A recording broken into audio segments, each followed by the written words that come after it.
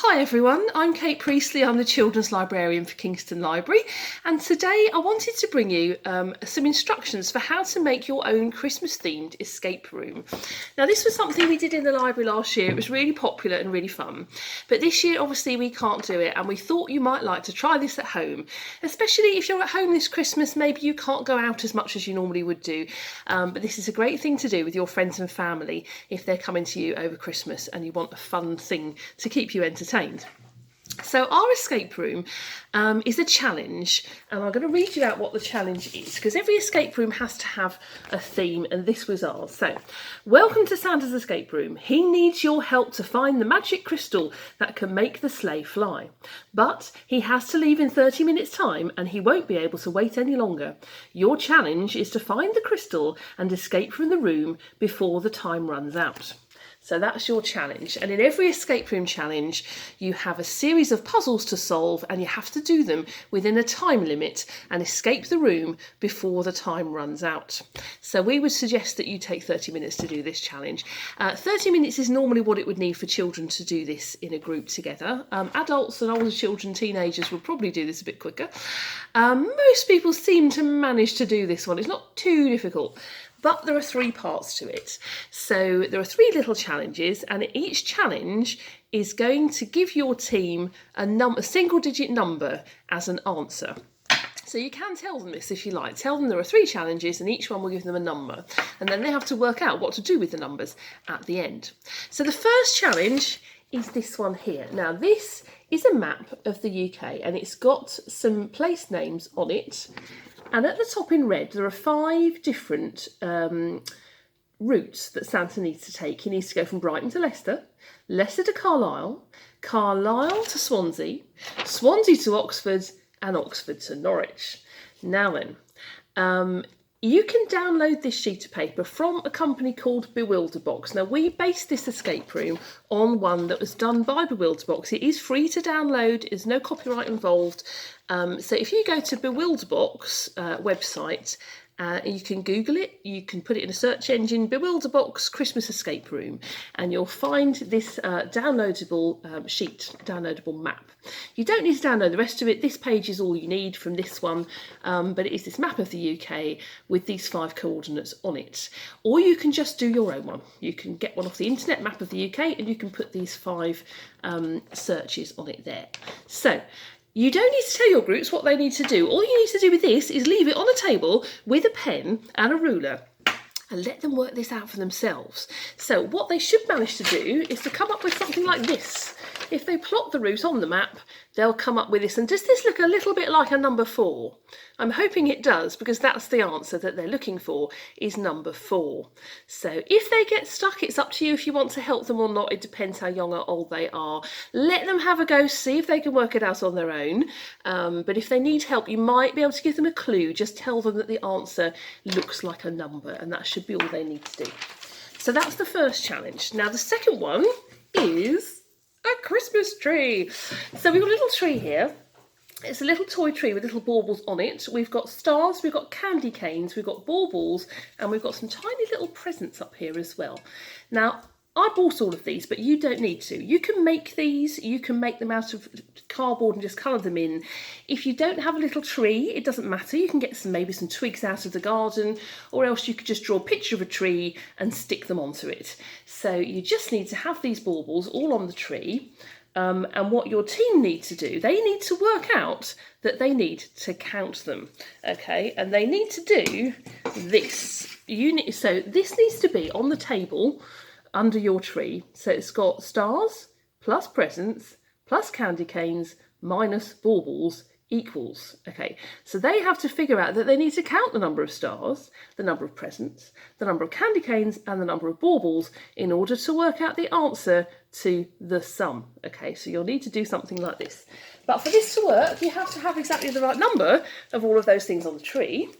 So you will need 5 stars, 5 presents, 6 candy canes, and 9 baubles. I'll say that again. So it's 5 stars, 5 presents, 6 candy canes, and 9 baubles.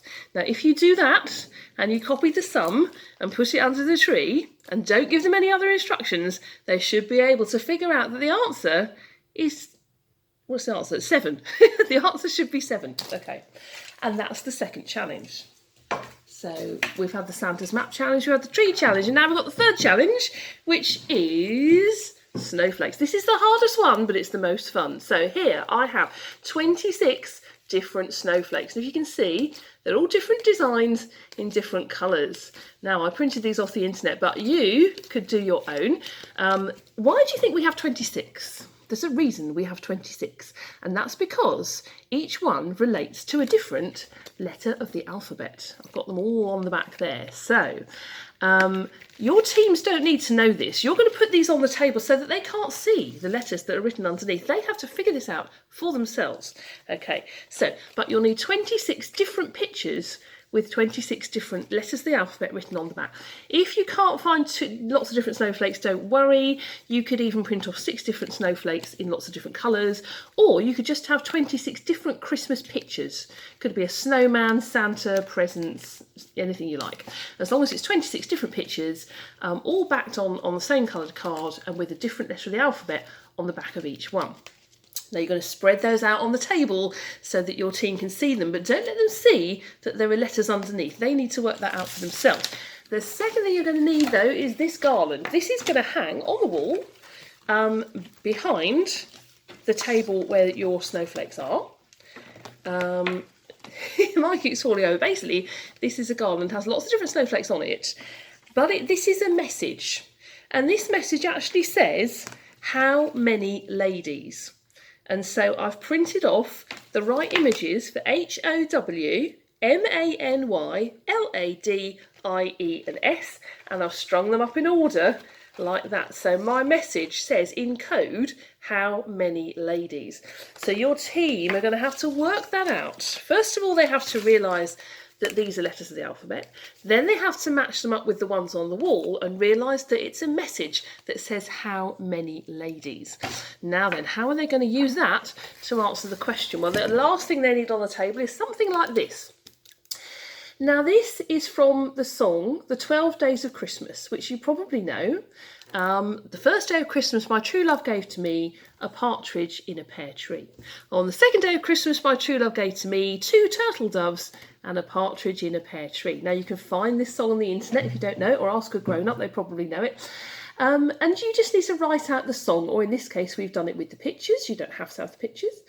And now, can you see any ladies there at all? There's geese and partridges and all sorts of animals.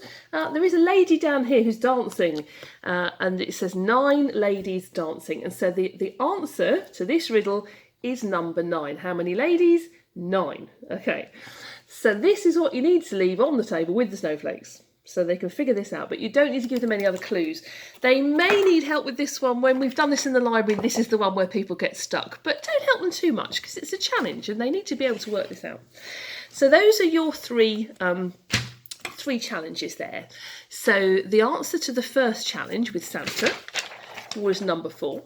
The answer to the second challenge, which was the Christmas tree maths, was number 7, and the answer to the third challenge, which was the snowflake alphabet, was number 9. Okay, so 4, 7 and 9. How are we going to use those to finish this challenge? Well, can you remember what the challenge was? The challenge was to find the crystal for Santa. Where could the crystal be? Maybe in this little box. Okay, now this is a little box. I bought this one on eBay, and it comes with a little padlock. It wasn't very expensive at all. Let's see if I can open it for you. Right, it comes with a little padlock, and this is a 3-digit programmable padlock. So I bought this and I set the program to 479. So you can do that. You can buy something similar if you want, or you might have a padlock at home that you can use and reprogram to 479. If when we use the numbers to open the padlock, and inside, of course, there is a crystal. Now this is just a little Christmas tree ornament. Looks like a crystal, and that's in there. And probably we would put some little sweets in there as well, or other little prizes. Now then, I can understand what you're going to say is, I don't have a padlock and I don't have a box. Don't worry. If this is too difficult, if you can't find or get hold of a 3-digit padlock and a little box to lock it with, you don't have to. You can just ask your teams to shout out the number that they've found. If they shout out 479, then they've completed the challenge and you can give them the box to open. Or else, if you can maybe find a different box and just wrap a little chain around it and secure it with a padlock or something like that. So there are ways around it. You shouldn't need to have to buy anything special to do this challenge.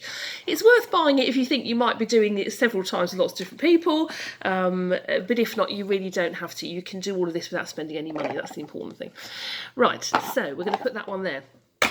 So, in order to set up the room for your challenge, you need to put out all the stuff for the Christmas tree, all the stuff for the snowflakes, and print off some of those little maps for Santa's journey.